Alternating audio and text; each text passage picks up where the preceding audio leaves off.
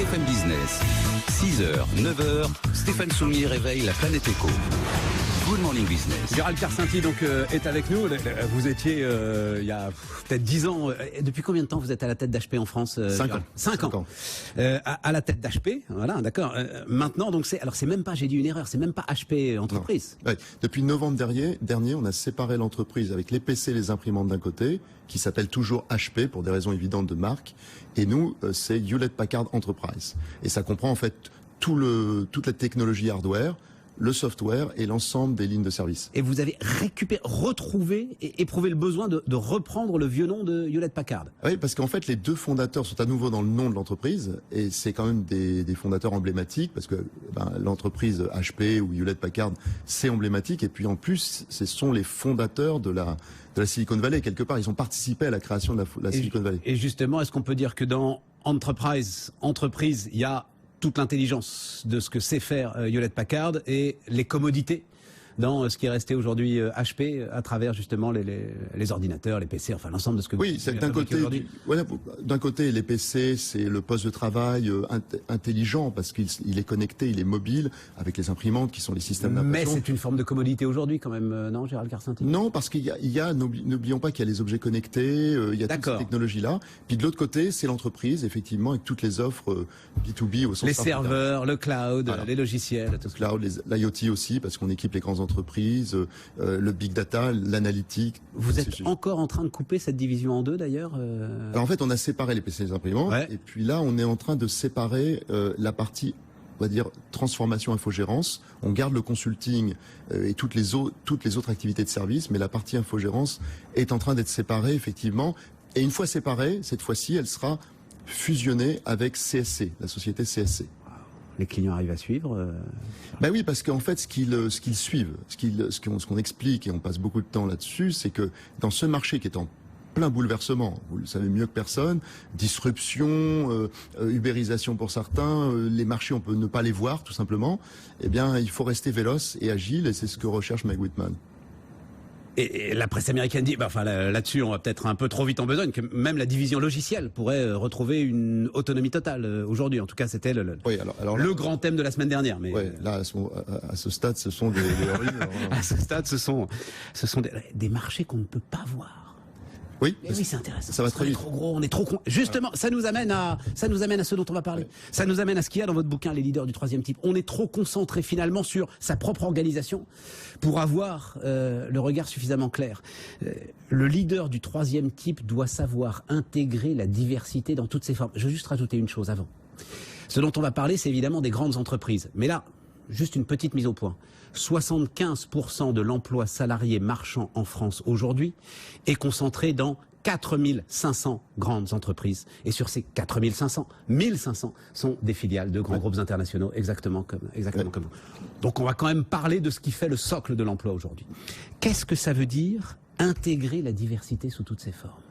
En fait, d'abord l'idée du livre. L'idée du livre, elle m'est venue il y a plusieurs années, où j'assistais à Oxford à une intervention d'un professeur de Harvard qui s'appelle Michael Maccoby, et qui expliquait que devant la complexité du monde, la vitesse à laquelle tout va, alors aujourd'hui c'est encore plus que jamais, avec justement l'intégration des diversités, l'intergénérationnel, mais aussi évidemment l'ubérisation des nouveaux acteurs, des nouveaux entrants qui arrivent dans les marchés, qui bousculent tout sur leur passage, eh bien il disait en fait les leaders actuellement en place, ce sont les narcissiques, et des narcissiques dominants, partout, en politique, dans l'entreprise, un peu partout. Et il disait finalement, ils sont quand même les mieux à même de diriger, mais ils ont beaucoup de déviations possibles. On en a vu d'ailleurs un certain nombre ces dernières années. Et moi je suis sorti de là avec l'idée qu'en fait, avec cette évolution sociétale à laquelle on assiste, je pense que c'est en fait, le narcissisme est un facteur qu'il faut garder dans la personnalité, mais il va falloir faire évoluer les profils des leaders. Les narcissiques ne seront pas... Faut du narcissisme soft alors, pour être un bon dirigeant aujourd'hui. Avant d'arriver, c'est bien de le dire comme ça en fait, avant d'arriver au leader du troisième type, j'ai dit il y a une étape préalable peut-être pour certains qui s'appelle le narcissisme augmenté. Parce qu'ils vont garder le narcissisme tout en développant de nouvelles caractéristiques dans leur personnalité. On comprend bien ce que vous voulez dire. Après, est-ce qu'on peut réfléchir, si on est profondément narcissique, et visiblement quand on est alors Animateur de télévision, je vous en parle pas, de radio et de télévision. Quand on est manager, on est profondément narcissique. Est-ce qu'on peut tempérer son narcissisme? Est-ce que ça, c'est possible? Oui, parce que je pense que tous les leaders, au fond, ont un brin de narcissisme qui peut être plus ou moins important. Parce que le narcissisme, encore une fois, est une bonne chose. Les narcissiques sont de grands leaders. Mais aujourd'hui, que ce soit les salariés ou le citoyen, si on parle de politique, on a besoin de quoi? On a besoin de sens, on a besoin de comprendre pourquoi on va au travail, pourquoi on vote, pourquoi on fait les choses. On a totalement oublié ça. On a besoin de remettre l'humain au centre de tout. On a besoin d'humilité. Les leaders doivent comprendre qu'aujourd'hui, pour capter le marché, il faut qu'ils s'ouvrent aux autres, qu'ils écoutent. Moi, je sais un peu de choses sur peut-être pas mal de sujets, mais en fait, c'est pas grand-chose.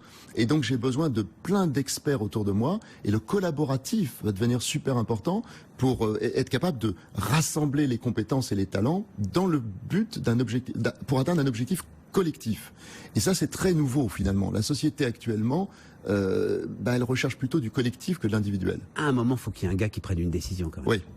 Ça, ce sera toujours valable, parce que je pense quoi qu'il arrive, on a besoin à un moment donné on l'appelle patron, leader, chef, dirigeant, peu importe, qui tranche. Mais qui tranche, on peut trancher de façon très différente. On peut trancher de façon autocratique, ou on peut trancher de façon collaborative après avoir écouté les avis de tout le monde. Il faut prendre la mesure de ce que vous décrivez. Alors, c'est moins fort du côté d'HP que, par exemple, je le dis comme ça, du côté d'IBM. C'est-à-dire que, à un moment, au cœur des années 70, on a formaté un salarié modèle de l'entreprise multinationale. Et c'est ce format-là qui explose. Oui, mais il avait du sens à l'époque. Oui, mais absolument. Mais aujourd'hui, ça n'est plus possible parce que, encore une fois, la société a changé et tout le monde attend autre chose. Puis il y a aussi une autre chose, c'est que ces leaders, on va dire narcissiques dominants, parce que tout le monde n'est pas dominant, on le voit quand ils explosent, ça fait beaucoup de dégâts. Et rien n'échappe aujourd'hui à la société. Les réseaux sociaux ne laissent rien échapper. Et puis vous, les médias, qui faites votre boulot en captant les déviations possibles.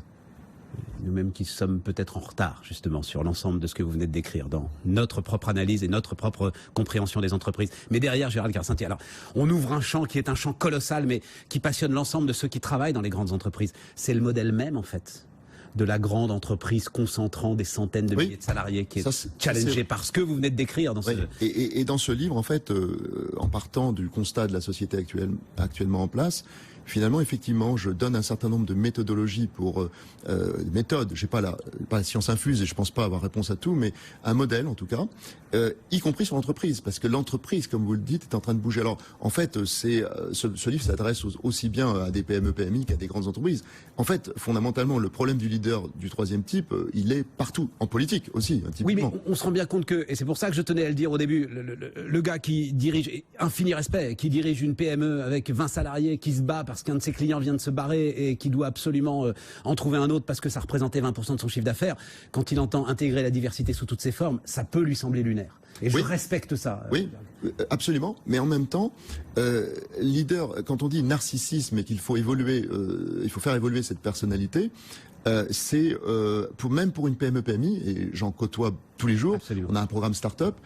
On voit bien que même des dirigeants brillants, parce que moi j'ai beaucoup d'admiration pour les entrepreneurs, après 3 ans, il y a des seuils. Après 7 ans à l'international, eh bien, s'ils restent fermés sur eux-mêmes, qu'ils n'écoutent pas les autres, le marché, leurs collaborateurs, parce que portés peut-être par un succès, un premier succès, eh bien, ils peuvent rater des virages. C'est vrai pour les startups, c'est vrai pour les PME, et c'est vrai pour les grandes entreprises. C'est vrai partout, en fait.